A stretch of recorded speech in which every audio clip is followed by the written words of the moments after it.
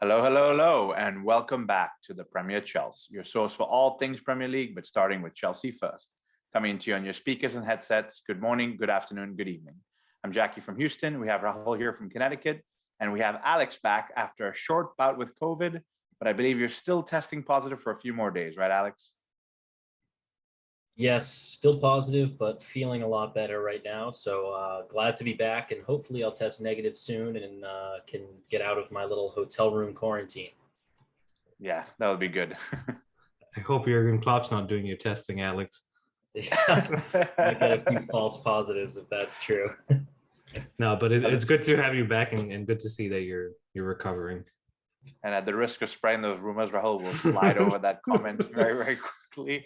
But Rahul, why don't you take us into your background today? I see you've got a very handsome Frank Lampard in his dapper suit and then with his Chelsea jersey over there. What's today's episode in honor of? Today's episode, I guess it's in honor of two people, and it's obviously Lampard, but also Tuchel, because today is exactly a year since the firing of Frank Lampard, and tomorrow will be a year exactly since the signing of Tuchel. So kind of wanted to pay tribute to Lampard and give some credit to Tuchel. Yeah, indeed. I mean, it's been a whirlwind of a couple of years. I mean, not just this momentous moment when we've got Tuchel and Lampard left, but a couple of wild years for Chelsea. I mean, maybe let's dive into a couple of key moments and kind of talk through what's happened since then. Like you said, a year ago, Lampard was let go. Alex, your initial reaction? I mean, I know we've covered this in a previous episode, but just to kind of share your thoughts from that year on. Yeah, I would say I think most Chelsea fans felt sorry for Frank Lampard. Obviously, we had the utmost respect for him as a legend of the club. He was always classy on and off the pitch. His press conferences showed how much he loved the club. He was always professional, and he had such a great relationship with the fans. You could just tell the players liked playing for him. The fans loved having him in charge. And he did amazing things bringing through some of these youth talents, stepped up in a tough time for our club. So for me, it was something that I had seen maybe coming because we've watched the Chelsea manager windmill spin for a while, and we know that when results get tough, managers are on the chopping block, especially when someone didn't quite maybe have the pedigree of a winning coach, or at least winning trophies, like Frank Lampard very early in his managerial career. You knew it was sort of lurking around the corner. And I think, like many other Chelsea fans, I was certainly upset. I was certainly sad for Lampard, sad to see him go. But at the same time, I felt like it wasn't like a huge tarnishing point on his legacy, because in my eyes, he stepped up and came to the club knowing full well. I mean, he was a player here. He saw the managers rotate in and out of the door. He saw Abramovich sacking people left and right. So I'm sure he knew full well there was a chance he would get the boot. But he still came to our club in a time when I think many top managers in the world weren't necessarily looking to come to Chelsea. We had a transfer ban. We lost Eden Hazard. We were looking like it was a tough period for us. And this was sort of, he stepped up and just as a club legend should, guided us through a tough period, got us qualified for the Champions League, put us on a great start through the group stages, broke some impressive young talents through the ranks. And then I think it was a pretty amicable parting of ways on all sides. He didn't seem too hard done by. I think the board communicated that they still have the utmost respect and hope to see him back one day. So for me, it was bittersweet, but I've just got full respect for what he did and his time at the club. So I would say I was certainly sad, like most Chelsea fans. I would have loved to see him go on and start a dynasty with us, but maybe looking past that nostalgia, we can realize it was a little too soon in his career for that sort of thing to take place. And what happened, but forever going to be grateful for his stint at the club. Nicely said, Alex. And you brought back some fond memories. I couldn't help but crack a smile here or there. And I know Rahul was as well. Rahul, you covered it very nicely. I mean, of course, with Frank Lampard, of course, was Jody Morris as well. And so good words all around for both of them. But Frank Lampard leaves a huge legacy. Alex touched on it. Maybe you can share a little bit of youth players, maybe a couple of names that have come through and are still in the system today. Yeah, absolutely. I mean, his legacy, like you just mentioned, is going to be focused on the youth players and ushering in a new era with the academy boys, at least. Mason Mount, you think of, who captained his last game, Lampard's last game as manager. Reece James, who turned out to be, and is turning out to be, one of the best right backs coming through in England. And we have Tammy Abraham, Tomori, Hudson-Odoi still in the squad.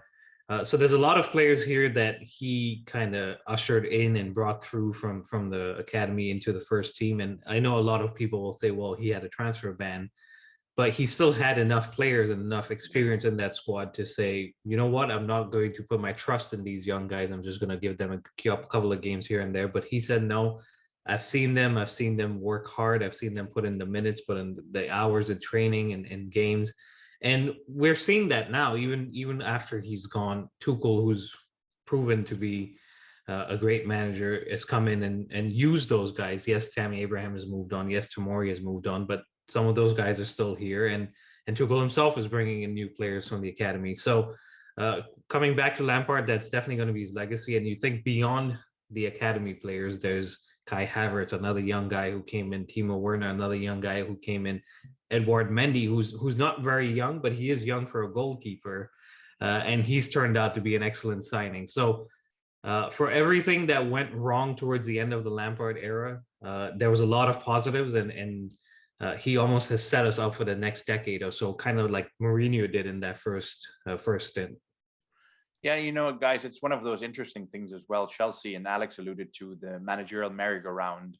We sometimes bring in managers, Jose Mourinho, who, you know, a lot of Chelsea fans remember fondly, but also towards his end of time or his 10 years, both times leave some sour taste. And then, of course, there's managers like AVB, that split decision.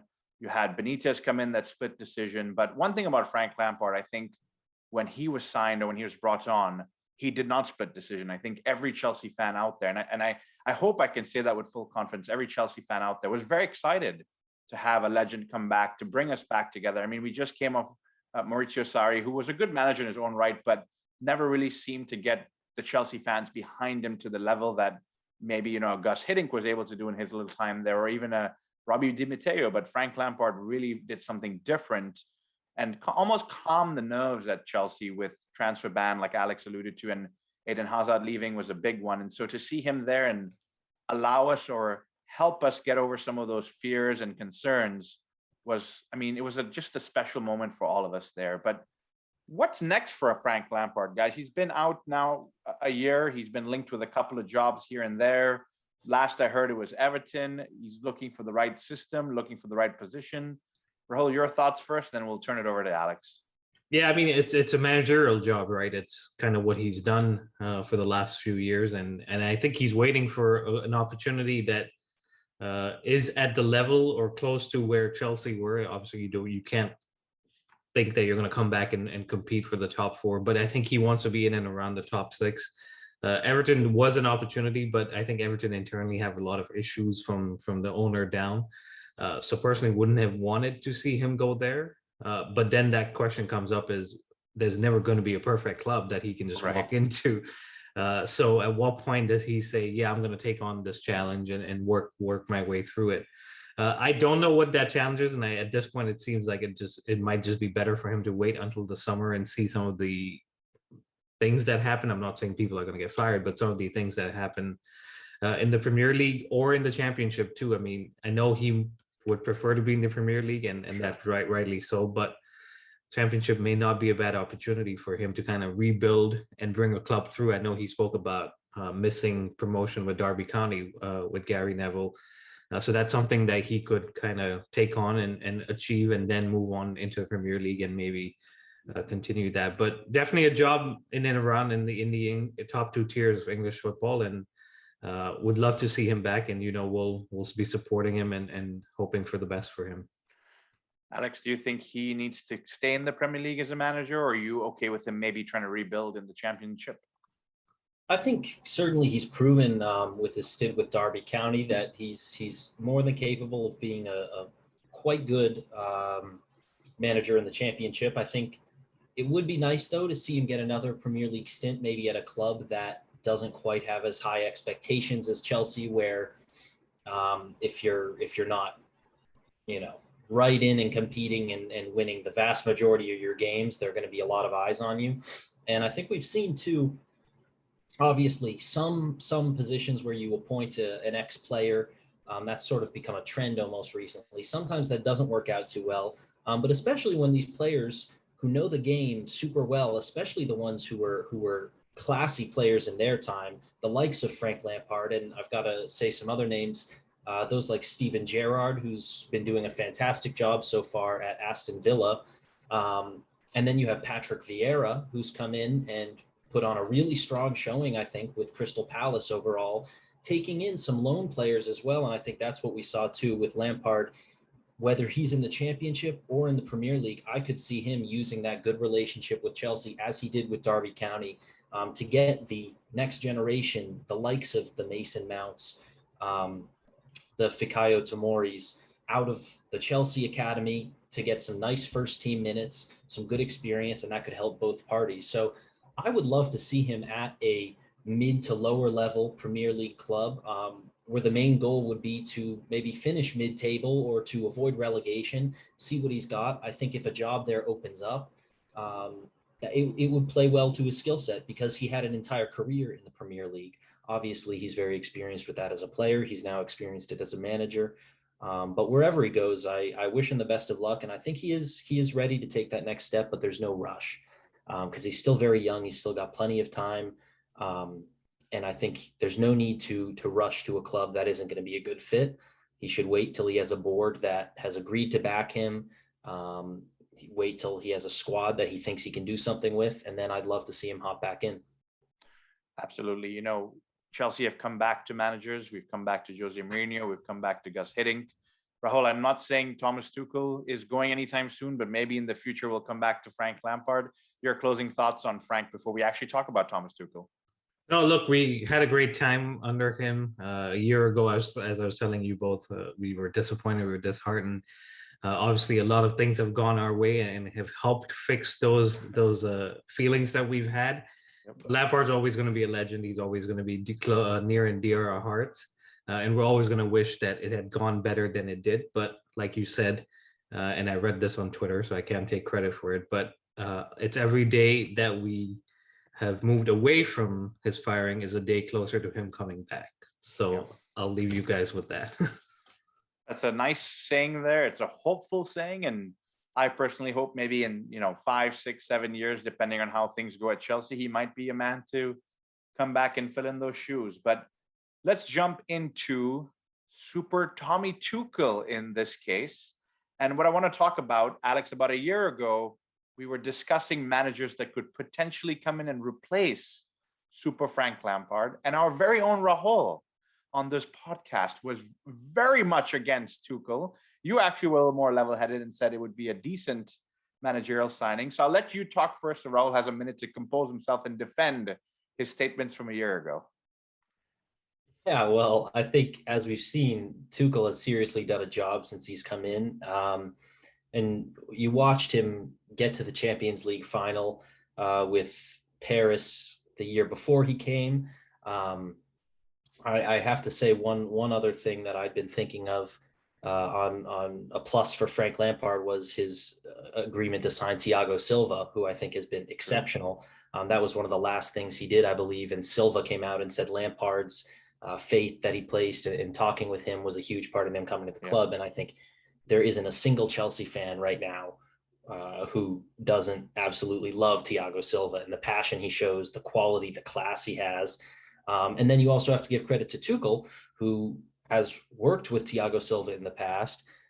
He and Thiago were able to get to the Champions League final, but fell a little bit short with PSG. And then the fact that he was able to come in and just stabilize the ship instantly, I think was really impressive.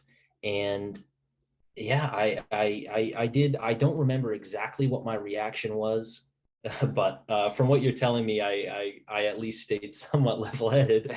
But I think it was known that he had quality, and he at least had a pedigree of managing top clubs.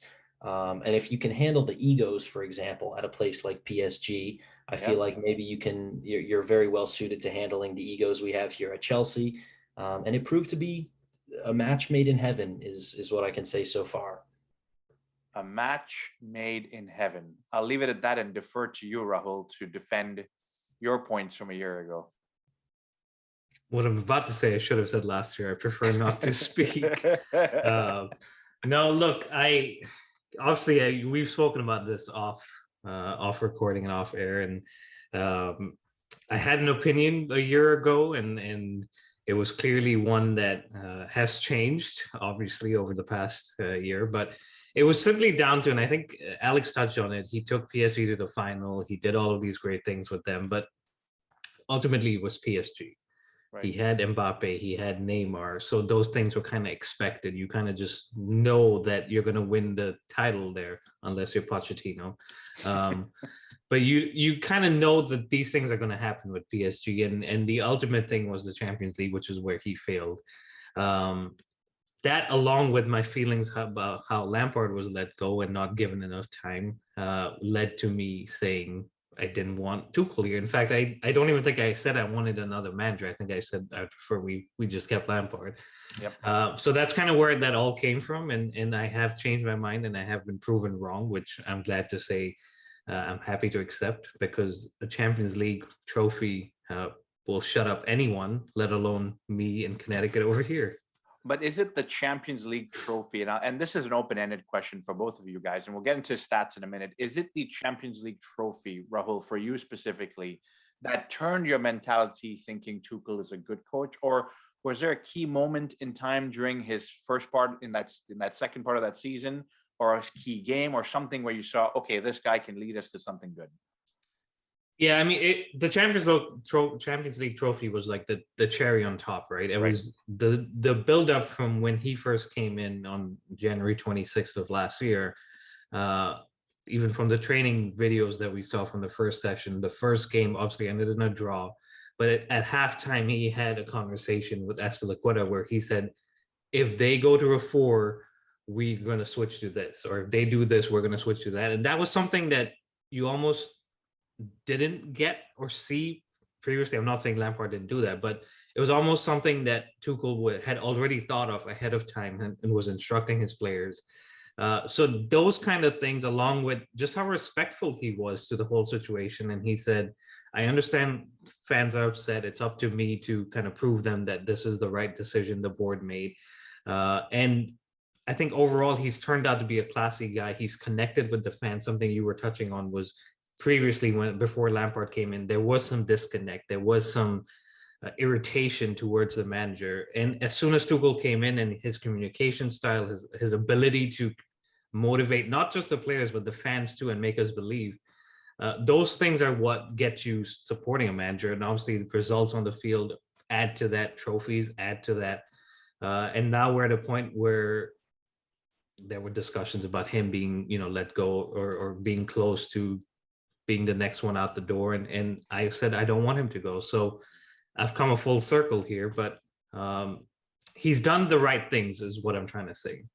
No, well said. I mean, that's a fair way to look at it. Alex, was it the Champions League final that made this a match in heaven for you? Or is it somewhere along the line, somewhere along the season, you saw something that said, this is the right guy for us?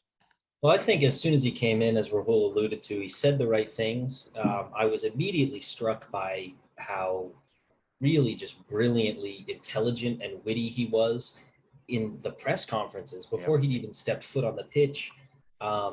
You could just tell this was an intelligent man. He thought things through. He knew what he was doing. He knew how he wanted to play. He knew what he was signing up for. He respected the history of the club. He respected the status of Frank Lampard.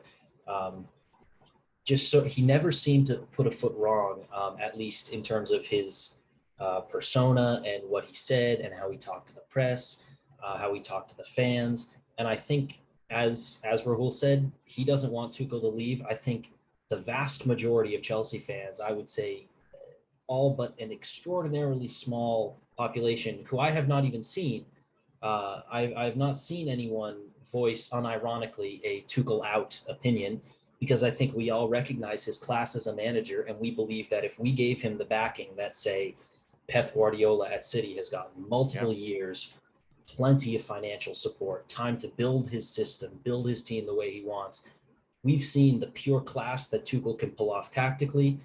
We've seen him do immensely well with the team, just coming in halfway through the season, stabilizing the ship, and immediately bringing us to the most prestigious trophy in club football. I think every fan realizes the talent he has, and every fan just loves him. And this is, strangely enough, I could almost say this is the most unified I've seen Chelsea fans loving a manager since Frank Lampard, his predecessor, which is I think, even at the end when there were debates about should Frank be sacked, should he stay, I think everyone, or at least most self-respecting Chelsea fans, at the very least, liked Frank as a person, liked his mentality, liked what he was trying to do, liked his history with the club. And I think Tuchel came right in and immediately won that respect as well. So I don't know if it was the Champions League victory in particular, but what I really liked was when he said, we're going to build a team that nobody wants to play against. And I think that mindset is exactly, it was just music to Chelsea fans' ears. Because really we just wanted to kickstart another golden generation, in the sense we had Frank Lampard bringing these young players in. We had the money for a rebuild. We had the funds to purchase some new players, and we were just looking to sort of turn that corner, put on a fresh new page. And I think he came in, said the right things, and he did turn Chelsea into a team that no one wants to play against, even if we have our little stumbling periods, even if December still messes with us. I don't think any team goes out saying, I can't wait to play Chelsea. And that is a privilege that maybe some of our big six rivals do not have at this moment in time. So I'm definitely grateful for what Tuchel's done. And I think he 100% is the right man for Chelsea. Yeah. And look, he deserves all that respect. He deserves all the praise that you guys have heaped upon him. I think one key element I'm grabbing from both of the statements you guys have made, and maybe it's not the only thing, but his media presence, or his communication around media presence and players, is something that's particularly strong. And I'm not saying Frank Lampard didn't do a good job of it, but there are times in most managerial careers, we can think of Jose Mourinho, Antonio Conte, even AVB to some extent, where when quizzed or poked or prodded, their responses were almost comical, because you could see them kind of having a crack or breaking a little bit. But Tuchel doesn't seem to break. He seems to handle every question very professionally, like you guys have said. Alex, your point about egos is good. We most recently dealt with the whole Lukaku saga. That seems to slowly be kind of creeping away. So that's all good news. Rahul, maybe you can jump into some of his key stats and share how successful he's been so far, even though we've gone through the December blips. Yeah, so a year on, we're looking at 67 games managed for Tuchel, 43 in the Premier League, 5 in the FA Cup, 5 in the Carabao Cup, 13 in the Champions League, and 1 in the Super Cup. Adding all of those up and the wins, he's won about 43 games. There have been a few draws here in the Carabao Cup, but we're counting those as wins because ultimately we won the game. 15 draws in total, real draws, and 9 losses. So 9 losses in a year is a pretty good achievement, given that he came in, had a squad that he inherited and didn't really add to. Added 1 player in the summer and has continued to get results, dealt with injuries, dealt with COVID. So you have to tip your hat to him. When things have gotten tough, he's still gotten results. And that's what I think was lacking last December, January, was even though we were winning games, we were then going and losing them. There was no in-between. And in this case, there is an in-between. And now we're saying that in-between is happening a lot more than it should. But we will get to where we need to be. We just got to trust him and give him the backing, like Alex was saying, like you've been saying. And hopefully the win percentage of 64.2, which is pretty high compared to some of the other managers, and we can run through that here in a second, can get better over the next couple of years and add more trophies. You know, given that December blip, you sit down and you look at it and you wonder how many games we've lost, but 9 losses in a year, Alex. I mean, that's a pretty solid record for a manager. Yeah, I mean, I think it's impressive too how some of these games that maybe we don't get the result as well, we can pinpoint, and people seem to realize, like, okay, well, we saw what we were trying to do. This came down to a lack of finishing, or poor chance creation today, or defensive mistakes. We had a little run where there were a couple little blips, a few errors. We had Jorginho giving up a couple accidental goals with errors in behind. We then had Mendy have a couple very uncharacteristic and sort of freak errors himself that cost us some points. And these are players who have been very consistent. Obviously, both Jorginho and Mendy have been recognized by award ceremonies, in addition to Chelsea fans, for an outstanding year overall. But a lot of these issues where Chelsea fell short, I personally just don't really put the blame on the manager. Now, I think absolutely he's going to continue to learn. He should continue to learn from some mistakes. He's absolutely sometimes been outwitted tactically by good coaching on the other side. But I think overwhelmingly every game we go into, we can see what he's trying to do. We can see him inspiring the players. We can see him trying to make adjustments mid-game. We can see him wanting to play in a certain way. And a lot of the time when things don't go quite as well as we'd like, we can look and say, well, you know what? We had 8 players out with COVID who could have started for us, and we didn't get our game postponed like some other clubs did. Or we had all of our preferred attackers injured, and we're stuck with 5'9" Pulisic up top against a bunch of 6'3" center backs. Right. And he was just devoid of service. So I think there have been a lot of situations where, even when the results aren't great, you could sort of look and say, hey, if Tuchel had a fully fit squad, or if Lukaku, in maybe a couple recent examples, had finished this chance, or if Jorginho hadn't slipped in midfield and let Jadon Sancho run in and get an easy 1v1 goal, or if Mendy hadn't accidentally palmed the ball into his own net, we could have come away with even more points there. So I think just the class and quality of Tuchel with the squad that he's got already has shown great results. And yet I feel like every Chelsea fan knows we could be doing even better. There is more to get to. I think we all want a couple more transfers of Tuchel's choice. I think we all want a little more consistency. We want some better injury and COVID luck. I mean, you can't overstate the impact of Reece James and Ben Chilwell, who were in world-class form at the beginning of the year, suddenly both with season-ending injuries, and Thomas Tuchel is now left playing wingers at wing-back because, frankly, we just don't have great depth in those positions. So I think he's done really well overall, and a lot of the times we've fallen short, you can point fingers at a lot of people, and he's pretty far down that list because he's doing really well with what he has.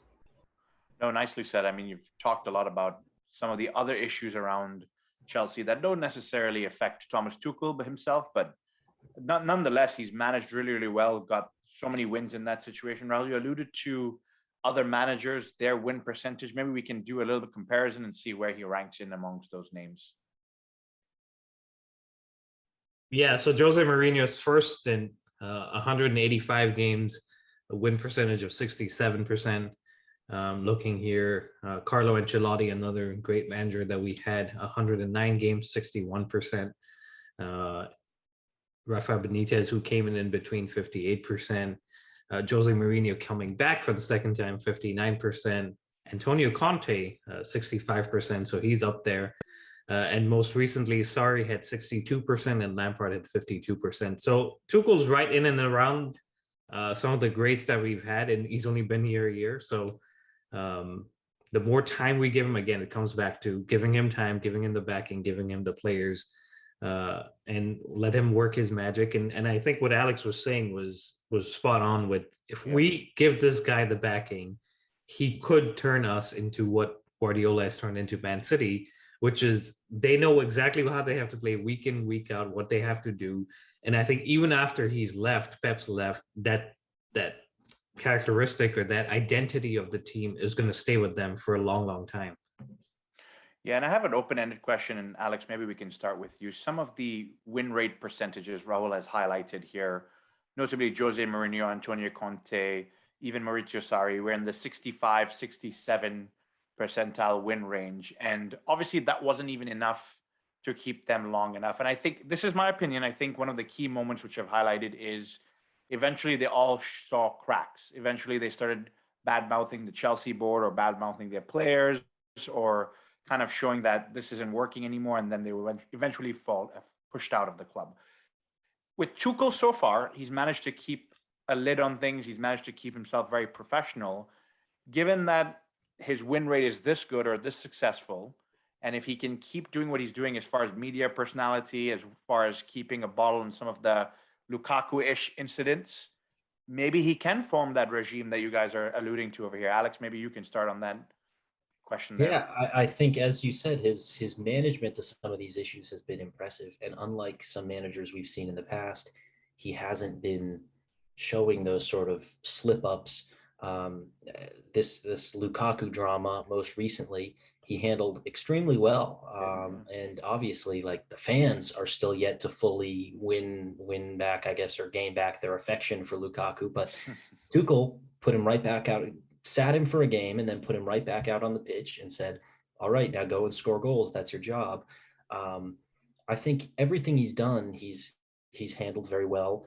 And I mean, he's been working with COVID absolutely obliterating large numbers of our squad at crucial times. He's been dealing with injuries to some of our most absolutely key players in the system Tuchel wants to play. He's had some very inconsistent forwards. Obviously, we had finishing issues before Lukaku, and then Lukaku's had some bursts of good form, but then also had a few issues himself. But as you said, it's also always comes down to the relations between the manager, the board, the fans, the players. And Tuchel has just handled everything very professionally. He's gotten wins. He's obviously won us a massive trophy. He's won us several trophies. He's going to have the opportunity to add to that soon with the Club World Cup. I mean, this is just, for me, this could very well be, and I don't want to get ahead of myself because there's so much that can go wrong.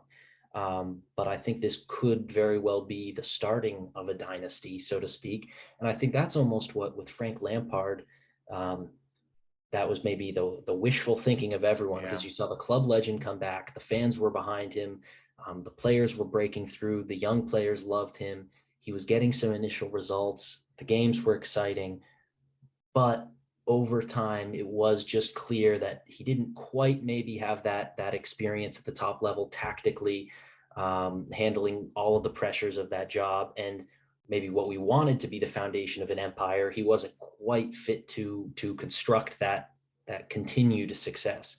And I think in Tuchel, we have a manager who's not only friendly with the fans, not only popular with the board, not only popular with the players, but also extremely tactically adept.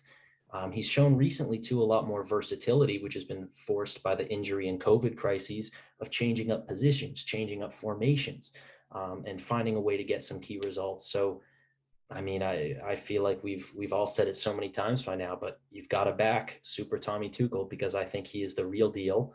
And I think if you give him the sort of backing, as we've said, that Pep got at City, I mean, Pep's turned the Premier League, for, as people have joked, into a farmers league, so to speak, for the past few seasons, with just how incredibly high he set the bar. And Tuchel is the kind of coach with just the sort of tough love mentality, the intensity, the tactical knowledge, and the eloquence, who could just set that very same bar for Chelsea, in my opinion.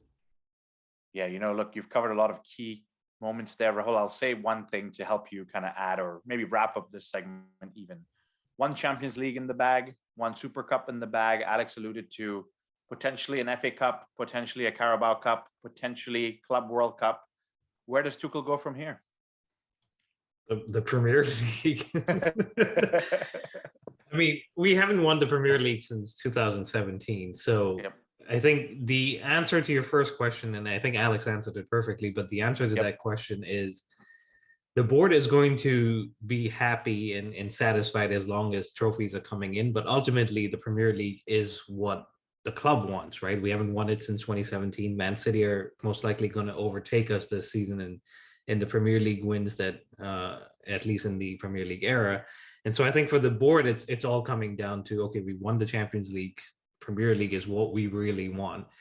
And if it's on the Premier League, then it's the top four. And if it's not the top four, then it doesn't matter what your win percentage is. They're going to make a decision.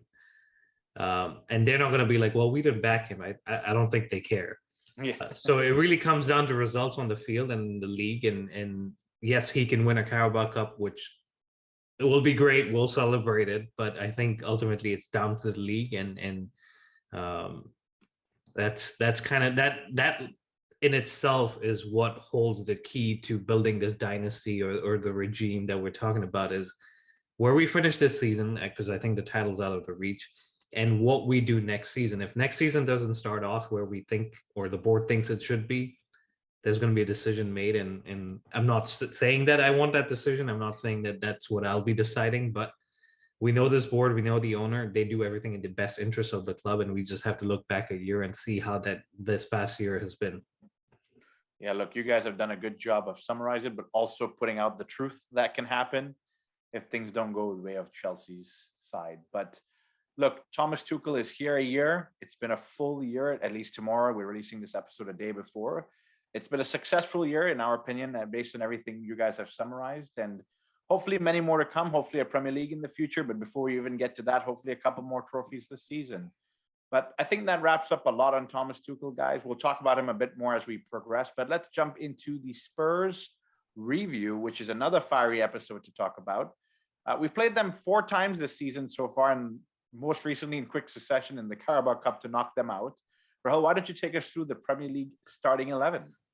Yeah, so like you said, this was the 3rd game this month in the last 2 weeks, and Tuchel puts out Kepa in goal, since Mendy's still at the AFCON, Azpilicueta at right back, Rudiger, Thiago Silva center backs, and Malang Sarr back in as the left back because we played a back 4.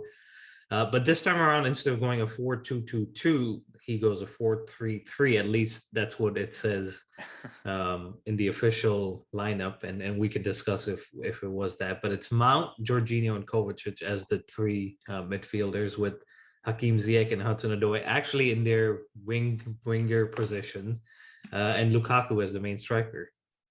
Alex, I'm chuckling here because news media outlets say it's 4-3-3. Some say it's 4-2-2-2. Some say it's 4-2-3-1. Some even claim it's 3 at the back. I don't know what we're seeing. It's very, very fluid, very hybrid. What are your thoughts on, I mean, you've covered a little bit about Tuchel's ability to change things. What are your thoughts on the formation for this particular game? I think, I mean, as you said, it's impossible really to pin it down fully because it's also dynamic during the game. I think it's just a sign of a good team, that you can keep people guessing a little bit, that your players are comfortable playing in different ways if you ask them to.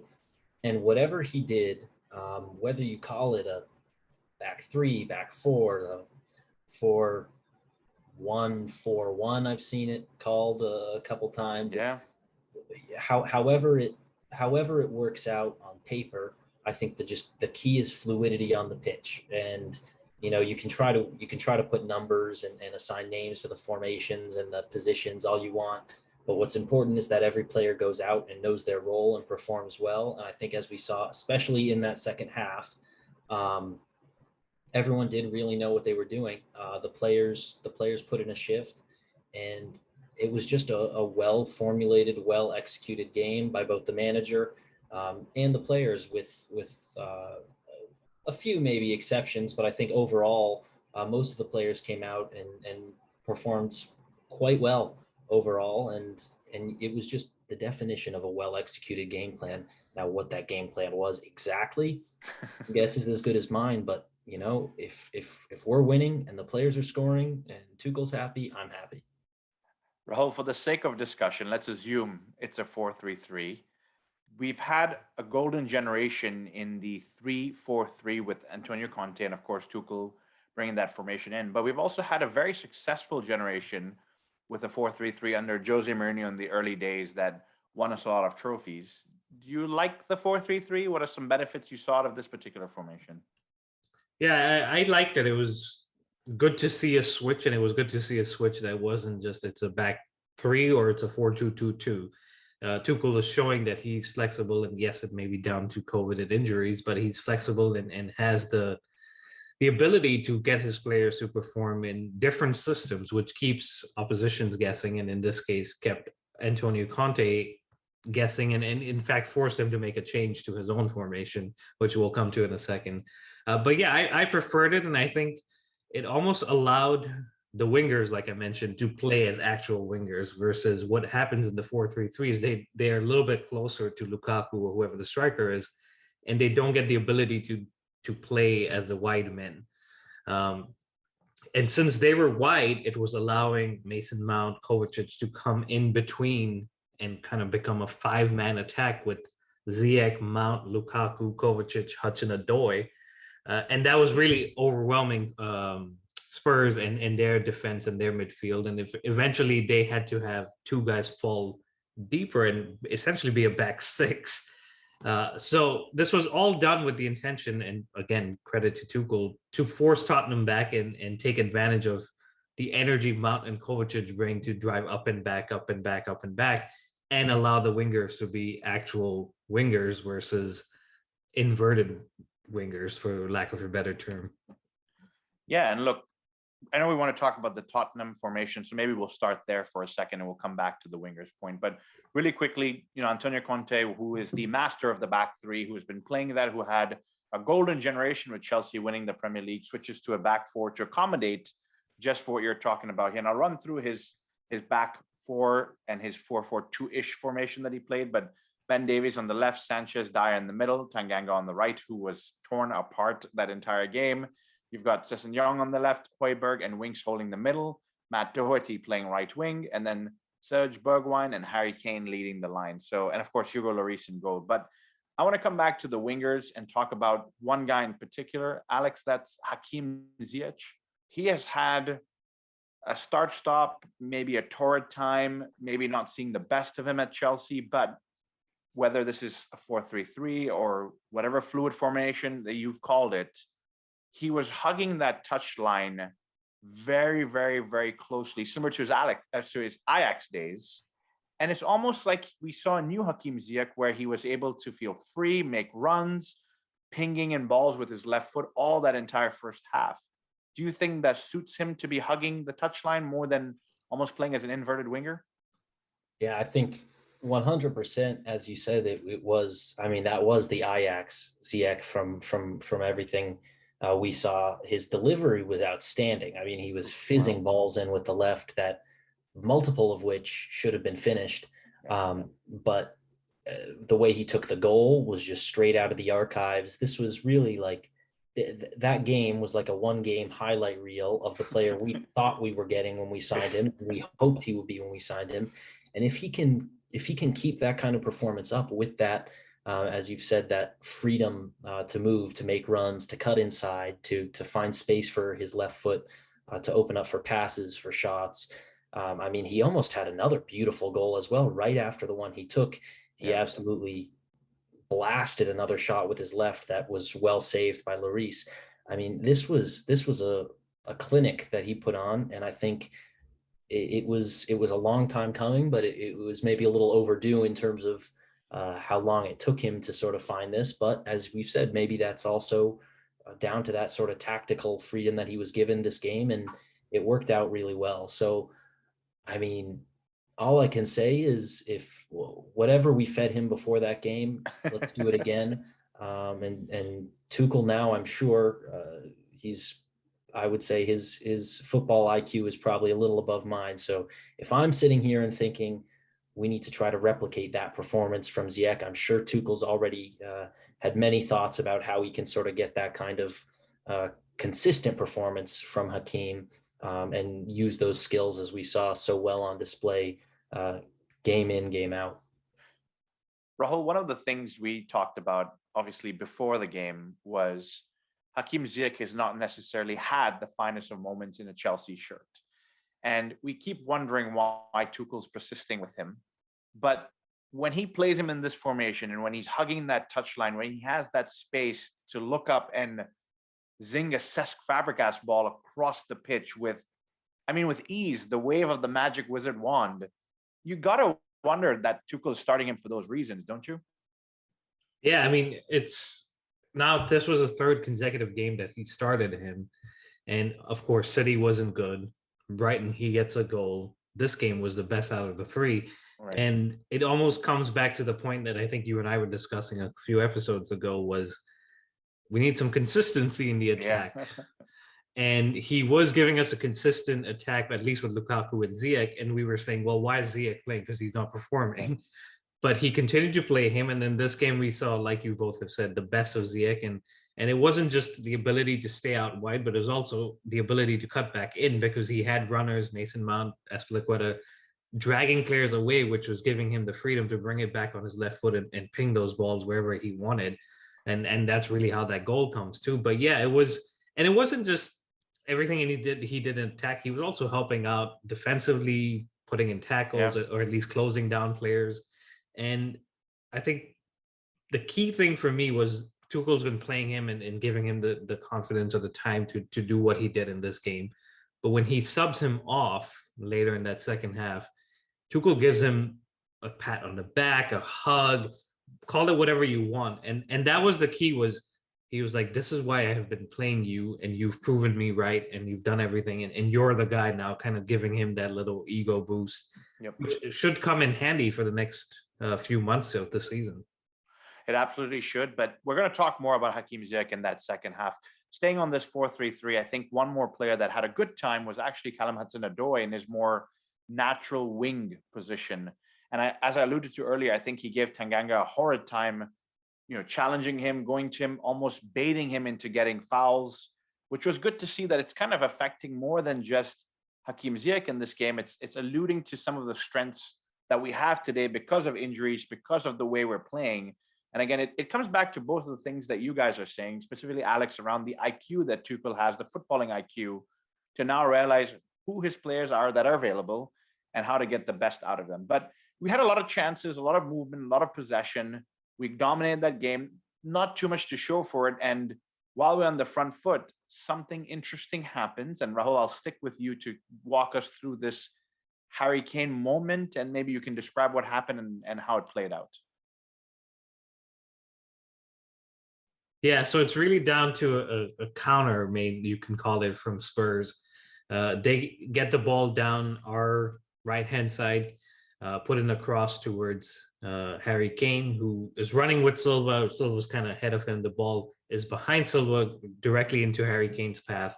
And Harry Kane tends to push Silva a little bit of shove to get him out of the way. Silva goes down. Harry Kane then gets the touch, gets it out of his foot into the goal, 1-0. But the referee calls it back and says, no, it was a foul on Silva. VAR says, yes, we agree. And you see me smiling because usually we're complaining about VAR. In this case, once again, we're satisfied with the decision. But the question came up was, does Silva go down too easily? Or is it really at a high speed, kind of running towards away from the ball or towards goal? A little bit of touch is enough to put someone off their stance and throw them off balance. I'll defer this one to Alex. Alex, what are your thoughts on Rahul's question around if Thiago Silva goes down easily or if it's just a high-speed collision and he has to go down?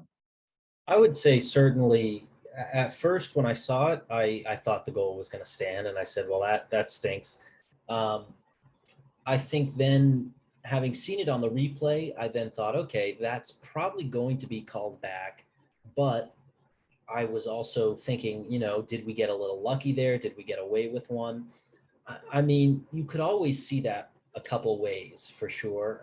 As you guys have said, though, I think the more I sort of looked at it, the more I realized when you're running at full speed, I mean, certainly I think Thiago Silva justifiably went down. Now, whether that was enough to overturn the goal, I don't know. But I think Thiago Silva, when you're running at full speed, you're trying to sort of slow yourself down, get back to cover a ball that's coming across. If someone puts their hand in your back, even if it's light, I think anyone who's played the game and knows the speed of the game knows that's it doesn't take much to bring someone down. And I think Kane does know what he's doing. And the key for me, that I could see that being, I could understand Spurs fans saying that's a bit harsh. But for me, the issue is, as you guys have mentioned, Thiago Silva was already past the ball. The cross came as a cutback. It had already pretty much beaten Silva. He wasn't going to be getting to it, even without the push in the back. His momentum was taking him away from the ball. And I think maybe as an instinct of sorts, I think just the fact that Kane had his arm outstretched and clearly made a pushing motion, even if the contact was minimal, even if it wasn't the hardest push ever, or if maybe Silva could have stayed on his feet, which I'm not sure of. I think just the fact that Kane so clearly pushed out his hand in an outstretched motion and clearly planted it in Silva's back, I think that's the right call from VAR. Now you could argue maybe it was a little soft, and going forward you need to be more clear about instances like that. But I mean, frankly, for me, if you don't want to get called for a push, don't have your hand in the small of the defender's back, because as I've said, the ball was already coming straight to Kane's feet. And it wasn't like a holding off Silva with the elbow bent. It was like a stiff arm in the back. And I think even if the contact itself was minimal, the fact that he was clearly trying to make a push just kind of eliminates too many complaints on the Spurs end. So yeah, I mean, maybe did we get a little lucky? Does another ref maybe not call that as a foul? Sure. But I think at the same time, if you're Kane, you can't feel too hard done by when you just clearly planted an arm in the back. So yeah, that was a nervy moment, but we got through it. And I think he could have scored if he hadn't pushed Silva, and that obviously would have stood. So could have gone very differently. Yeah, look, and I appreciate you taking a neutral-ish position on this, trying to look at it from both scenarios. One thing I will add from my perspective is I think we sometimes overlook the experience that Thiago Silva has when playing a match. And I think, just like you alluded, Alex, he was past the ball, it was a cutback, and deep down, Thiago Silva thinks it's a goal. I felt this touch in my back. If I go down, I can do everything in my power to say I was impeded. And rightly or wrongly so, I don't know, on one day it can be a penalty, on another day it can't be. But I think that's the beauty of having somebody who's been there, done that in big moments. They use these things to their advantage. Is it necessarily fair? From a Spurs fan, I'm probably sitting in the corner cussing us out on this podcast. But if I'm a Chelsea fan, I think I have to look at it from Thiago Silva's experience level, saying, let me go down and let's see what happens. Because I did get the hand in the back. I'm not diving, but it helps solidify the referee's decision at that point in time. So, Raul, I hope that answers your question. I mean, it was a nervy moment for all of us. So we get away with that one. And I think it's 4 or 5 now in the couple of games with VAR coming to our rescue. So I'm going to try and bite my tongue on my negativity towards VAR for the next few episodes here and allow them to keep doing what they're doing. But that really takes us into the second half. I'm going to pause here, Rahul, and maybe you can express your emotion behind what I think is the best Chelsea goal so far this season. It has to be. It's in Ziyech's words, it was 10 out of 10. And you can't really argue. I would say it was 11, 12, 15 out of 10. And he has that ability. We've seen it. He scored not a similar, but that caliber of a goal against us when he played for Ajax. And so I'm not taking anything away from that goal, but I do want to point out the run from Azpilicueta and Mason Mount, which drag 2 players away and allows Ziyech to bring it back to his left and then bend it.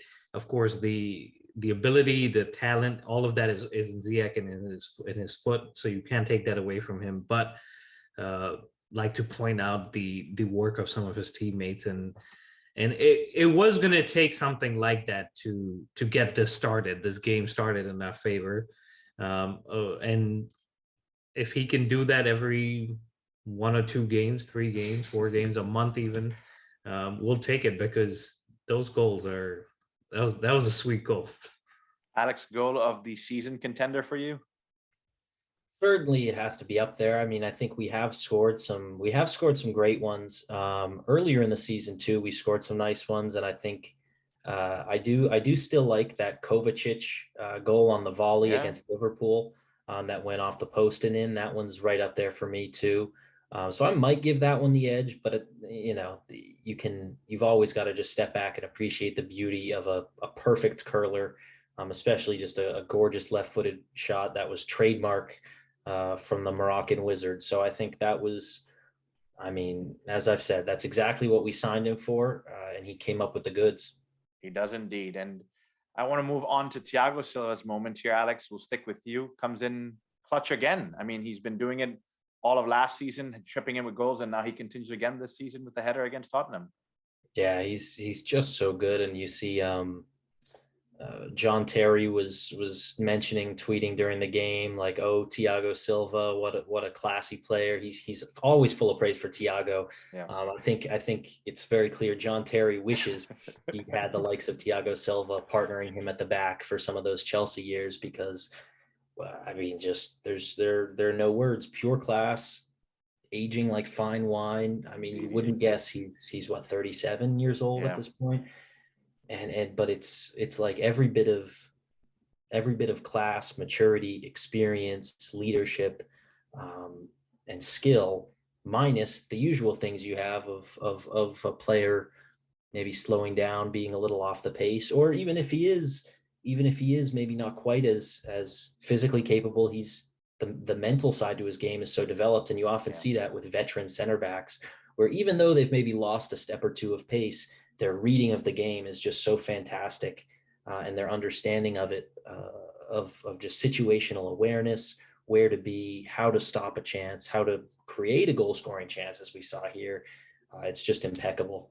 We're so lucky to have him. So very lucky. I think I saw someone tweeting a thank you to PSG for giving us the duo of Thomas Tuchel and Thiago Silva, both of whom have been just immense since coming in. We have indeed. 37. He signed for one more season, Rahul, and his wife is apparently a Tottenham hater as well, right? She is, and I think that's the sentiment that's shared in the Silva household, because that was his second goal against them this season.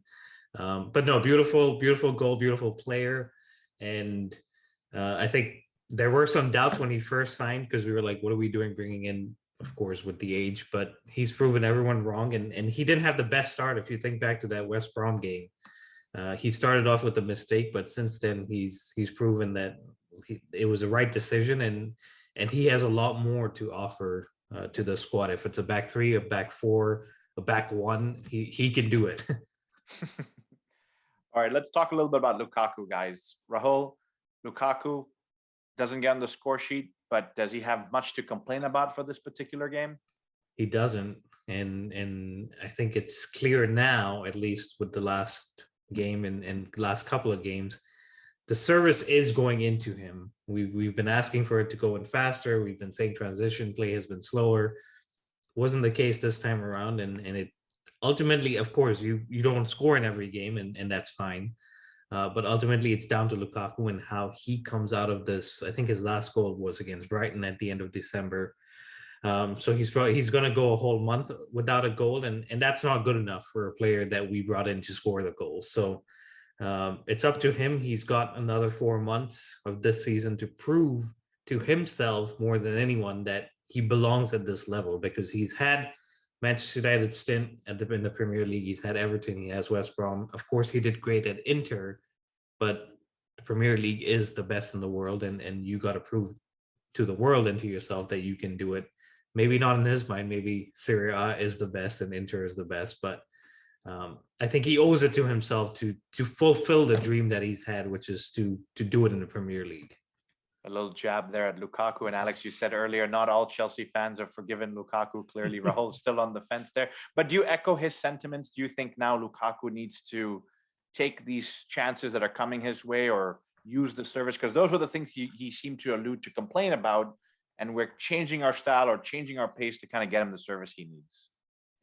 I think certainly he needs to step it up and start bagging goals. But at the same time, I've sort of increasingly come to realize in recent, I don't know, maybe recent games, months, seasons, that on the one hand, you do want your players scoring. So we need to get Lukaku scoring. But at the same time, when a player doesn't get on the score sheet, they don't get an assist, maybe the stats sheet doesn't say they did too well, but you still come away with a nice victory, I can't have too many complaints. Now, the issue is we haven't been consistently winning a lot of our winnable games. True. So when Lukaku maybe misses a chance, nobody else is there to step up. Now, you could say, hey, this game, maybe he wasn't at his very best, but he at least occupied the Spurs defense to the point that it allowed the likes of Ziyech to have some space, hit a beautiful curling effort.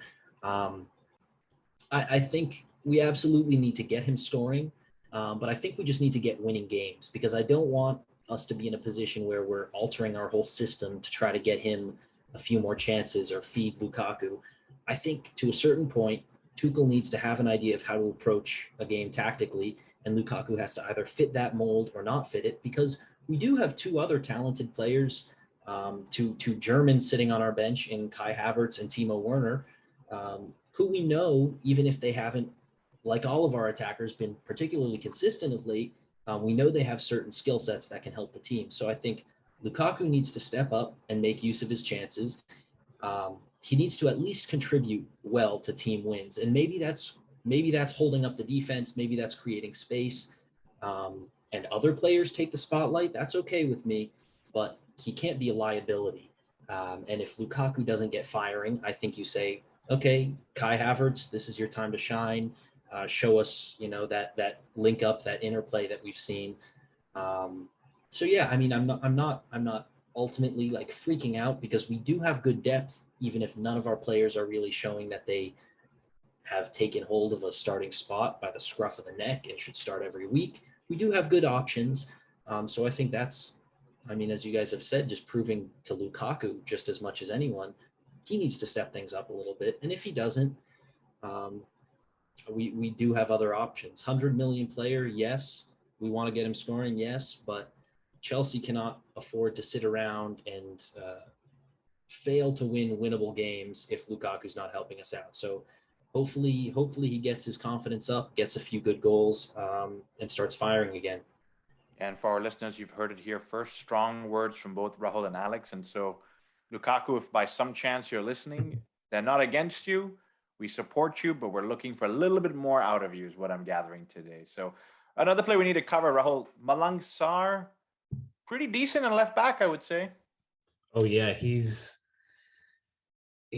turning into a left back that we didn't know we had in the squad, and that's good, because he is filling a gap that I don't think are going to fill in this transfer window. So he's giving Tuchel that option, and he's done well. I guess it was all against Spurs, and maybe it's just his feelings towards them that he steps it up. But he's doing good, and you got to give him credit that he's taking advantage of the chance that he got.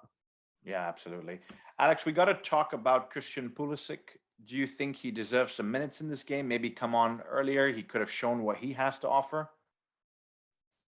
I think he certainly could have. But, I really just want to see him in that natural position of his. I want to see him getting some time in attacking positions. I don't want to force him on if he's going to be a wing back sub. I don't want to force him to play as a center forward for no reason. And Pulisic is now currently on an international break where presumably he's going to get a lot of minutes. The U.S. have 3 big games coming up. And I think we don't need to force Pulisic into the lineup, but he needs to get chances, because certainly Ziyech, I would say, if you're trying to go based on merit, he certainly deserves some continued selection, see if he can continue that form he's had. But Pulisic has had some impressive games at left wing, and then instantly been shuttered away to either wing back or dropped the next game to the bench. I think he deserves a bit of a run like Ziyech has gotten in a few recent games in an attacking position to see what he can do. But for now, it's going to be focus on the U.S. games, World Cup qualifying, and then when he comes back, hopefully he puts in some good performances there. Maybe raises Tuchel's eyebrows in that sense, and hopefully he comes back ready to fire, because I think, especially given sort of the tactical fluidity we're sort of trying to play with at this point, he complements the skill sets of our other players quite well. And I still think a Pulisic, Lukaku, Ziyech attack, especially as we saw in this most recent game with Mason Mount playing a little more in behind, I think could be really something interesting, because then you've got Mason Mount's ability to drive forward and shoot from the middle. You have Ziyech's ability to cut in and use a brilliant left foot from the right. You have Pulisic's pace to get in behind, his dribbling and his link up on the left. And then, regardless of who you have up top, but especially if you put someone like Lukaku up top to hold up the ball, to finish hopefully ruthlessly the chances we get and to be a physical presence. I mean, to me, that's a scary attack to be going against. So I do want to see Pulisic get some runs in because I think he's got some magic in those boots, but he's going to need consistent minutes to show it. Yeah, I'm excited at the prospect of that. Those players you mentioned linking up, it gives me vibes of 2004 with Damien Duff, Joe Cole, Arjen Robben, Didier Drogba, Frank Lampard himself, all linking up in a similar-ish formation. But I'm hoping, I'm praying that we can see more of Christian Pulisic down that left. There's a lot of competition, but hopefully he can get in. But guys, before we wrap up the Tottenham game, just a quick word on the scummy-ish Tottenham fans throwing their lighters coming from the stands to maybe injure Rudiger because they kind of have a second-degree club with no class. But Rahul, I get your thoughts on that one. I'm laughing because of what you're saying, but this was no laughing matter. It was No, not at all. Yeah, it was honestly disgusting to see. No matter what is happening on the pitch, you've got to maintain some level of class, like you were saying, and throwing lighters, throwing things. I mean, it wasn't just this game; we saw it in another game too. But sticking to this game, yes, you can be frustrated, but you've got to realize that these guys are human beings. At the end of the day, they're playing a sport, they're doing a job, and if your team isn't doing the job, focus your frustration there instead of the opposition. And one thing that bothered me was when those lighters were coming on and Rudiger is kind of telling the referee or trying to get his attention. Steven Bergwijn is like, well, come on, let's just play and get this going. And it's like, no, that's the kind of behavior that suggests to the fans that it's okay, and it's not. So hopefully Premier League and Chelsea identify who these guys are and they're punished. And I think it's most likely going to come down to a stadium ban. And maybe that will be better for the Spurs fan because they barely win at Stamford Bridge anyway. Look, and one of the pundits said it best. It's like, what other profession in the world do you sit at where things are chucked at your head and you continue to get on with the game? It doesn't really make sense. But Alex, you just got back from a European tour. You got to see a lot of wonderful stadiums, but we've seen stadiums in Europe where they've basically put cages up to stop people from throwing things in. And I think, in my opinion, that ruins a little bit of the beauty or the magic of the game when you have to watch it from behind a cage or a fence. And we don't want that. But what can be done to stop, for lack of better word, idiots from throwing things onto the pitch? It's a tough one, though. I think just deterring and showing that the actions are not okay is key, as you guys have mentioned. But the good news, I'd seen this headline and I just looked it up to confirm it. It does look like 2 people were actually arrested after that incident. So I think just making that the precedent is the key, because I agree with you. We don't want to have to watch it from behind barriers and behind fences. There's something extremely magical about having, especially at a stadium like Stamford Bridge, where the stands are pleasantly close to the pitch, as opposed to some of the maybe more modern stadiums where it's a little further. You get like an incredible vibe with the fans. You get a great, not just the atmosphere, but just the overall feeling and soul of the stadium is immense, especially when a goal is scored, the players rushing over, the fans are celebrating just inches away from the players. It's just pure joy, pure magic.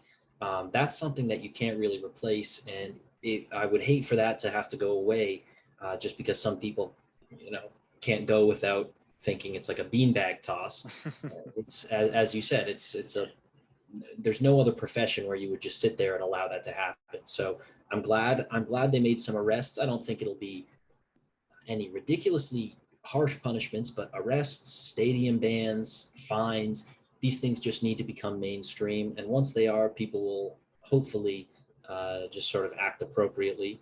And we'll be able to keep that sort of passionate connection and proximity to the fans that makes the game that much more exciting. Yeah, absolutely. I think that's well said from both of you guys. We don't want to see that in the game. If you're one of the Spurs fans that threw that, maybe stop, maybe take a pause and think about what you're doing before you do something silly like that. We want to have that atmosphere. I know it's not there at 3-point lane, but that's okay. That's neither here nor there. I must be honest, guys, I didn't get to watch any more football other than the Chelsea game, but Rahul, maybe you can share some of the results from other grounds around the Premier League.